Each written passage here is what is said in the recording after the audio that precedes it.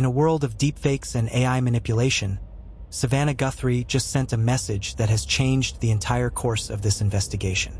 Flanked by her siblings, her voice cracking with emotion, the Today Show anchor did more than just plead for her mother's return. She issued a direct challenge to the kidnappers. After days of swirling reports about a multi-million-dollar Bitcoin ransom note, Savannah finally addressed the elephant in the room. Her words were chillingly clear. "We are ready to talk, but first we need proof." As the medical clock for 84-year-old Nancy Guthrie hits a lethal limit, the FBI is now tracking a ransom note that contained details only a kidnapper could know. But Savannah's warning about manipulated images suggests the family is fearing the worst. A high-tech extortion plot or a race against a body that can no longer survive without its medication. Here we reveal the hidden details in Savannah's message, the truth about the DNA found on the doormat, and why the FBI believes Nancy's own pacemaker may have captured the exact moment her captors walked through the door. For more true crime stories like this, hit the subscribe button. On behalf of our family, we want to thank all of you for the prayers for our beloved mom, Nancy. We feel them, and we continue to believe that she feels them too. Our mom is a kind, faithful, loyal, fiercely loving woman of goodness and light. She's funny, spunky, and clever. She has grandchildren that adore her and crowd around her and cover her with kisses. She loves fun and adventure. She is a devoted friend. She is full of kindness and knowledge. Talk to her and you'll see. The light is missing from our lives. Nancy is our mother. We are her children. She is our beacon. She holds fast to joy in all of life's circumstances. She chooses joy day after day, despite having already passed through great trials of pain and grief. We are always going to be merely human, just normal human people who need our mom.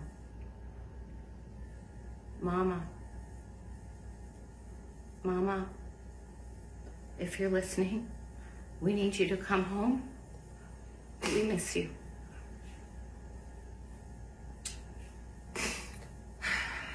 Our mom is our heart and our home. She is 84 years old. Her health, her heart is fragile. She lives in constant pain. She is without any medicine. She needs it to survive. She needs it not to suffer. We too have heard the reports about a ransom letter in the media. As a family, we are doing everything that we can. We are ready to talk. However, we live in a world where voices and images are easily manipulated. We need to know, without a doubt, that she is alive and that you have her. We want to hear from you, and we are ready to listen. Please reach out to us. Mommy, if you are hearing this, you are a strong woman. You are God's precious daughter, Nancy. We believe and know that even in this valley, He is with you. Everyone is looking for you, Mommy, everywhere. We will not rest. Your children will not rest until we are together again. We speak to you every moment, and we pray without ceasing, and we rejoice in advance for the day that we hold you in our arms again. We love you, Mom. Love you, Mom. We love you, Mom. Stay strong. We love you. We love you. In the silent hours of Sunday morning, while the Catalina foothills lay draped in a cold desert chill, a tiny piece of technology inside Nancy Guthrie's body was keeping a record that no human eye could see. It would become the most critical timestamp in the history of Pima County forensics, the moment the heartbeat of a mother and the digital pulse of a home suddenly fell out of sync. As of February 5, 2026, the investigation has moved past the general search of the desert and deep into the microscopic world of medical data. According to reports from Fox News and corroborated by law enforcement sources, investigators have recovered data from Nancy Guthrie's pacemaker. This device, essential for her cardiac health, was designed to sync with her Apple devices periodically throughout the night. The final synchronization occurred at approximately 2 a.m. on Sunday, February 1st. This is not just a medical fact. It is a forensic anchor. It tells the FBI and the Pima County Sheriff's Department exactly when Nancy was still within the Bluetooth range of her home, and exactly when that connection was severed. The implication of the 2 a.m. timestamp is disturbing. It suggests that Nancy was removed from her home in the dead of night, likely while she was asleep. This aligns with the discovery made by deputies inside the residence. Nancy's Apple Watch was still on its charger, and her mobile phone was sitting untouched. For an 84-year-old woman who is sharp as a tack and deeply disciplined in her routines, leaving these items behind is a biological impossibility if she were leaving voluntarily. The 2 a.m. data point has allowed the FBI to narrow their cell tower dumps to a specific window, searching for any rogue signal that entered the neighborhood just before the pacemaker lost its sync. Sheriff Chris Nanos has been forced to address a more violent reality than initially suspected. While he was careful in early briefings to use the term concerning circumstances, he has now confirmed that he believes Nancy was taken against her will. The evidence of this is no longer just her absence. Reports from the LA Times and the Associated Press have cited sources familiar with the investigation who claim that blood was found inside the home. Further reports describe a drip or a light trail of blood leading from the entryway and onto the front porch tiles. Sheriff Nanos confirmed that DNA was successfully recovered and rushed to a laboratory in Phoenix for expedited testing.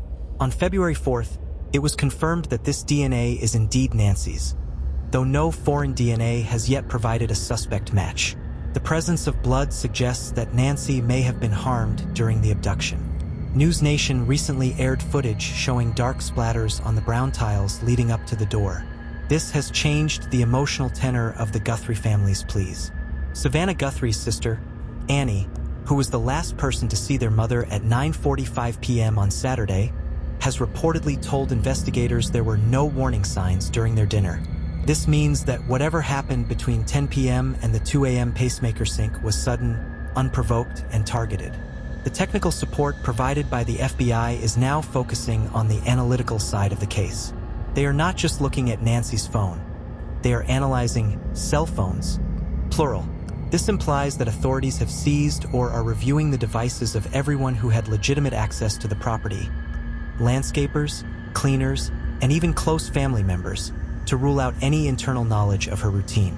Because there were signs of forced entry into the home, investigators are grappling with a paradox. Was this a professional who knew how to bypass security, or a desperate individual who broke in? The mystery deepened when senior national correspondents pointed out that the front door Ring camera was missing, implying the perpetrator was tech-savvy enough to remove surveillance evidence. Geographically, the property presents a challenge. As shown in aerial footage from 12 News, the Guthrie home is secluded, set back from the road with a long gravel driveway. Sheriff Nanos admitted that while they are asking neighbors for footage, many of these million-dollar properties have driveways so long that cameras don't reach the street. This has forced the investigation to look at the egress points of the foothills. They are reviewing license plate readers, LPRs, at major intersections, searching for any vehicle that moved with accelerated speed away from the foothills in the hours following the 2 a.m. pulse. As the DNA results from Phoenix confirm the presence of a violent struggle, the investigation is no longer looking for a missing person. They are looking for a kidnapper who left a digital and biological trail in the Tucson sand. For more true crime stories like this, hit the subscribe button. This phase of the search for Nancy Guthrie has become a battle against the integrity of the scene. With the search and rescue teams officially stood down, the focus is now entirely on the criminal forensics. Private investigator Steve Fisher noted that the transition from a missing persons case to a homicide-led investigation usually happens when law enforcement has reasonable suspicion of a crime. But in this case, the evidence was so overwhelming that the shift happened within 24 hours. The Pima County Sheriff's Department is now operating under the assumption that Nancy was abducted in a pre-planned, nighttime kidnapping. The most agonizing detail remains the medical red line. Nancy is 84 years old and suffers from high blood pressure and cardiac issues. Sheriff Nanos has repeatedly stated that she requires daily medication that, if missed for more than 24 hours, could be fatal. We are now well into the 5th day of her disappearance. This is why the sheriff's language has shifted to a plea for help. He is essentially speaking directly to the person who has her, stressing the medical necessity in hopes that they might leave her at a hospital. The FBI's behavioral analysts are watching for any ransom notes. And indeed, a credible note was sent to a local Arizona news station. The ransom note is a critical development. Unlike the vague reports circulating on social media, the note sent to KOLD-TV contains specific details about the home and exactly what Nancy was wearing that night.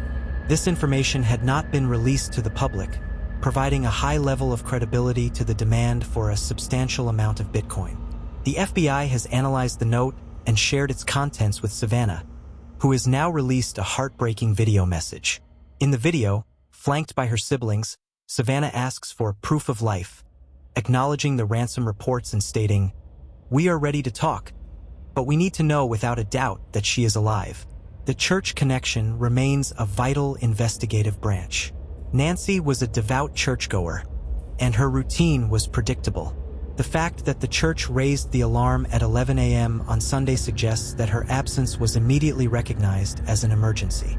Detectives are interviewing members of the congregation to see if anyone unfamiliar had been seen lingering at the church in recent weeks. Because she lived alone, her schedule made her a target for anyone looking for a soft entry into an affluent home. Savannah Guthrie's role has been one of a high-profile collaborator. Her security team has been in constant contact with the Pima County Sheriff's Department, sharing logs of any obsessive or threatening communications she has received.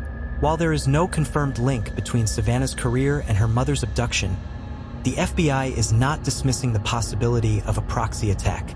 This is why the FBI is analyzing multiple cell phones to see if there was any digital casing of the home.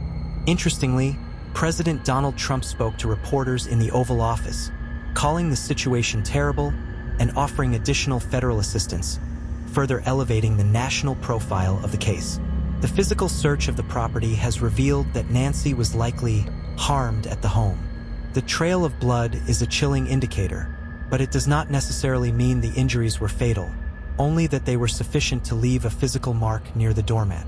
The sheriff has been remarkably transparent about his belief that she didn't walk away, emphasizing that she couldn't walk 50 yards even on a good day. This physical limitation is what makes the abduction theory the only logical conclusion. On February 5th, the sheriff took the unusual step of refuting a prime suspect rumor involving family members, calling it a distraction from the real work of finding Nancy. As the community of Tucson watches the Catalina foothills become the center of a national media storm, the sheriff has asked for neighbors to step up. They are looking for specific vehicles that do not belong in the rural, secluded area. Because the neighborhood is not gated, anyone could drive in, but the long driveways and brush between homes mean that any vehicle parked where it shouldn't be would stand out. The reward for information has now reached significant levels, aimed at encouraging anyone with dashcam or surveillance footage from 2 a.m. to 4 a.m. Sunday to come forward. Nancy Guthrie's disappearance is a story of a sharp mind trapped in a vulnerable body, and a family whose faith is being tested on a global stage. Savannah Guthrie's video Plea, where she states, "Mama, Mama, if you're listening, we need you to come home," has become the rallying cry for a nation. The investigation is now a waiting game for the FBI's data analysts. The silence of the desert is now filled with the sound of 100 detectives looking for the one mistake the kidnapper made in the 2 a.m. dark.